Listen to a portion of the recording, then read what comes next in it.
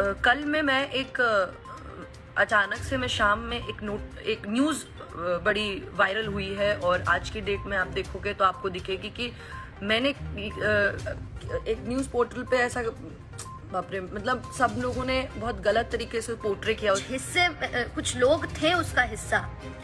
जी हाँ दोस्तों, आप देख सकते हो कि यामिनी सिंह किस प्रकार से बोल रही है अपने लाइफ की बातें खेसारी लाल के बारे में। खेसारी लाल और यामिनी सिंह में दूरियां आ गई हैं। काफ़ी अच्छी जोड़ी थी, काफ़ी अच्छा गाने चल रहे थे खेसारी लाल यादव और यामिनी सिंह का। लेकिन यामिनी सिंह और खेसारी लाल में दूरी इस बात के लिए आया है क्योंकि यामिनी सिंह ने पवन सिंह के साथ काम करने के लिए उनके पास चली गई। इसी वजह से खेसारी की टीम वालों ने यामिनी सिंह को अपनी टीम से बाहर निकाल दिया। दोस्तों, यामिनी सिंह और खेसारी लाल के एक से बढ़ के एक गाने आते थे, लेकिन अब दोनों ने ये फैसला किया है कि हम दोनों एक साथ काम नहीं करेंगे। दोस्तों, अगर वीडियो अच्छी लगी हो तो लाइक और सब्सक्राइब ज़रूर करें। Thank you.